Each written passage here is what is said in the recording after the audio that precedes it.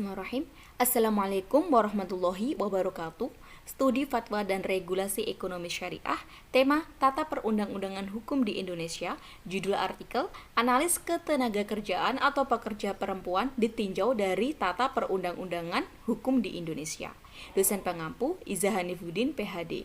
Saya sendiri Anis Fardlah Hasanah dari Ekonomi Syariah G. Abstrak.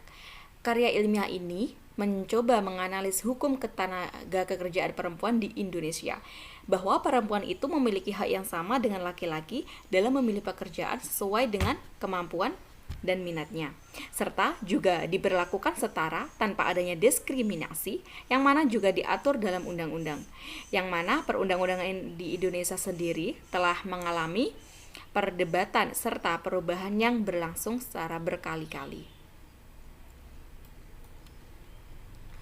Pendahuluan. Sistem pemerintahan di negara Indonesia menganut dua sistem yang dapat menghubungkan antara pemerintahan pusat dan daerah, yaitu sentralisasi dan desentralisasi. Pelimpahan wewenang dari pusat ke daerah yang itu juga melibatkan masyarakat. Dalam hal ini, pemerintah daerah dapat menyesuaikan pelayanan dengan kebutuhan dan kemampuan daerah masing-masing. Ketersediaan tersebut salah satunya berupa pekerjaan penunjang perekonomian pembangunan nasional.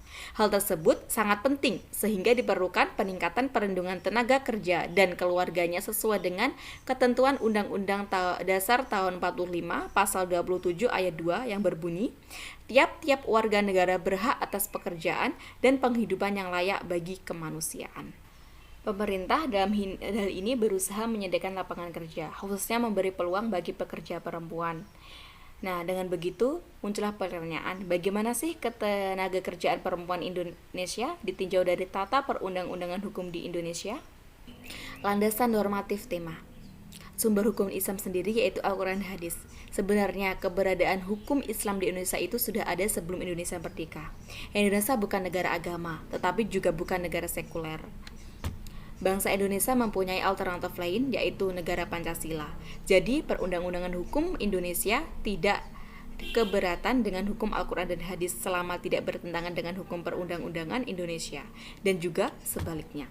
Jadi berdasarkan kajian di atas sudah disimpulkan bahwa syariat Islam itu sangat apresiatif terhadap peraturan perundang-undangan nasional. Tidaklah pada tempatnya jika umat Islam itu masih ada yang menolak atau mempermasalahkannya selama peraturan perundang-undangan tersebut tidak bertentangan dengan prinsip-prinsip agama Islam. Fikih muamalah. Dari perspektif tata perundang-undangan hukum di Indonesia, menurut Islam segera memperoleh kekuasaannya dari rakyat agar persoalan-persoalan kaum muslimin itu dapat diselesaikan dengan musyawarah. Oleh karena itu, ketatanegaraan dan ketata pemerintahan Indonesia menurut Islam itu adalah bercorak demokratis. Fatwa-fatwa DSN dan lembaga ifta lainnya terkait tema.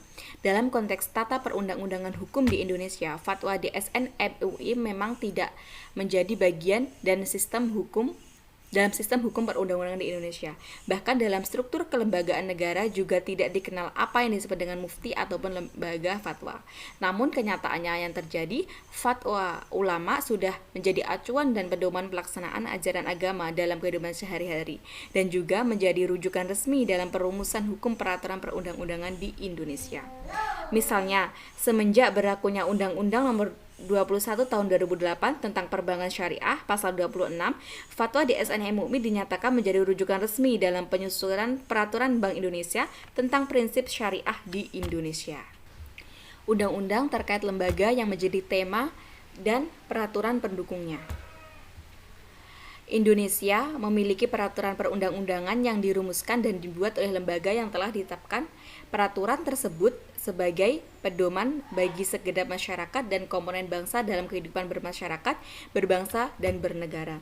Apabila dilihat dari sejarah pembentukan undang-undang di Indonesia, khususnya sebelum perubahan Undang-Undang Dasar 45, serta sebelum ditetapkannya Undang-Undang Nomor 10 Tahun 2004, terdapat berbagai ketentuan yang dijadikan dasar hukum dalam proses pembentukan undang-undang. Sejarah perundang-undangan tersebut ada semenjak proklamasi 17 Agustus tahun 45 hingga sekarang, dan setidaknya sudah mengalami beberapa kali pergantian undang-undang dasar. Pergantian tersebut meliputi yang pertama, Undang-Undang Dasar tahun 45, Konstitusi Republik Indonesia Serikat, Undang-Undang Dasar Sementara Republik Indonesia, Undang-Undang Dasar Negara Republik Indonesia tahun 45, amandemen dengan 4 kali perubahan. Berikut ini adalah literatur yang ada atau tata urutan dan jenis peraturan perundang-undangan yang pernah berlaku di Indonesia dimulai semenjak berlakunya ketetapan MPLS. Pertama, ketetapan MPLS nomor 20 MPLS tahun 66. Tata urutan peraturan perundang-undangan sebagai berikut. Yang pertama, Undang-Undang Dasar Republik Indonesia tahun 45, ketentuan MPR, undang-undang atau peraturan pemerintah pengganti undang-undang, peraturan pemerintah, keputusan presiden, peraturan pelaksanaan lainnya seperti peraturan menteri, instruksi menteri, dan lainnya. 2. Ketetapan MPR nomor 3 MPR 2000. Tata urutan peraturan perundangan Republik Indonesia sebagai berikut. Undang-Undang Dasar 45, Ketetapan Majelis Permusyawaratan Rakyat Republik Indonesia, Undang-undang, peraturan pemerintah pengganti undang-undang atau Perpu, peraturan pemerintah, keputusan presiden, peraturan daerah. 3. Undang-Undang nomor 10 tahun 2004, jenis peraturan undang-undangan sebagai berikut. 1. Undang-Undang Dasar Negara Republik Indonesia tahun 45, Undang-Undang atau peraturan pemerintah pengganti undang-undang, peraturan pemerintah, peraturan presiden, dan peraturan daerah. Yang keempat, Undang-Undang nomor 12 tahun 2011, hierarki peraturan perundang-undangan yang diatur dalam pasal 7 undang-undang tersebut adalah sebagai berikut. 1. Yang pertama, Undang-Undang Dasar Republik Indonesia tahun 45, TAP MPR, UU atau Perpu, peraturan pemerintah, peraturan presiden, dan peraturan daerah. Untuk proses penyusunan perundang-undangan di Indonesia secara garis besar melalui 4 tahap, yakni persiapan penyusunan RU, pembahasan RU, pengesahan, pengundangan, dan penyebarluasan, dan tahap diundangkan oleh Sekretariat Negara. Problem empiris. Masalah tenaga kerja saat ini terus berkembang semakin kompleks, sehingga memerlukan penanganan yang lebih serius.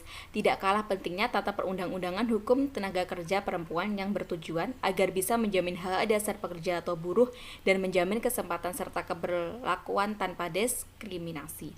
Hal ini merupakan esensi dari disusunnya Undang-Undang Ketenagakerjaan, yaitu mewujudkan kesejahteraan para pekerja atau buruh yang akan berimbas terhadap kemajuan dunia usaha di Indonesia. Dengan begitu, penulis menganalisis bagaimana tata perundang-undangan hukum ketenagakerjaan perempuan di Indonesia. Analis. Pada hakikatnya, Al-Quran mengajarkan hubungan yang seimbang antara laki-laki dan perempuan dalam berbagai ruang lingkup kehidupan sosial. Persamaan hak pekerja laki-laki dan pekerja perempuan pada dasarnya telah dijamin dalam Konstitusi Undang-Undang Dasar tahun 45 tentang UU Ketenagakerjaan nomor 13 pasal 28D ayat 2 yang menegaskan setiap orang itu berhak untuk bekerja serta mendapat imbalan dan perlakuan yang adil dan layak dalam hubungan kerja. Penelitian sebelumnya itu menyimpulkan bahwa hukum wanita bekerja itu adalah mubah atau diperbolehkan. Namun, setidaknya pekerja wanita harus tahu posisi dan kedudukannya di rumah, masyarakat, dan di lingkungan tempat kerjanya. Padahal, karakteristik ekonomi Islam itu adalah bermuamalah untuk memenuhi kebutuhan untuk dirinya, keluarganya, dan masyarakat. Namun, juga banyak ulama yang melarang wanita untuk bermuamalah, termasuk juga bekerja dengan alasan tertentu. Ada juga yang memperbolehkan dengan alasan yang bisa dipertanggungjawabkan. Dari kedua kubu tersebut muncul pendapat ketiga yang memperbolehkan dengan syarat sesuai koridor hukum Islam. Perlindungan terhadap wanita. Perlindungan terhadap wanita sehubungan dengan ketenagakerjaan yang telah diatur dalam Undang-Undang Nomor 39 Tahun 1999 tentang HAM terdapat pada pasal 49, yaitu yang menyatakan wanita itu berhak untuk memilih, dipilih, diangkat dalam pekerjaan, jabatan, dan profesi sesuai dengan persyaratan dan peraturan perundang-undangan. Wanita berhak untuk mendapatkan perlindungan khusus dalam pelaksanaan pekerjaan atau profesinya terhadap hal-hal yang dapat mengancam keselamatan dan atau kesehatannya berkenaan dengan fungsi reproduksi wanita. Hak khusus yang melekat pada diri wanita dikarenakan fungsi reproduksinya, dijamin dan dilindungi oleh hukum. Perlindungan terhadap wanita dalam Undang-Undang Nomor 13 Tahun 2003 diatur pada pasal 76 memberikan beberapa keringanan kepada pekerja atau buruh perempuan. Antara lain, pekerja atau buruh perempuan yang berusia kurang dari 18 tahun dan pekerja hamil itu dilarang dipekerjakan antara pukul 23 hingga pukul 7. Perlindungan terhadap wanita. Perlindungan terhadap wanita sehubungan dengan ketenagakerjaan yang diatur dalam Undang-Undang Nomor 39 Tahun 99 tentang HAM terdapat pada pasal 49 yang menyatakan wanita berhak untuk memilih, dipilih, diangkat dalam pekerjaan, jabatan dan profesi sesuai dengan persyaratan dan peraturan perundang-undangan. Wanita berhak untuk mendapatkan perlindungan khusus dalam pelaksanaan pekerjaan atau profesinya terhadap hal-hal yang dapat mengancam keselamatan dan atau kesehatannya berkenaan dengan fungsi reproduksi. Hak khusus yang melekat pada diri wanita dikarenakan fungsi reproduksinya dijamin dan dilindungi oleh hukum.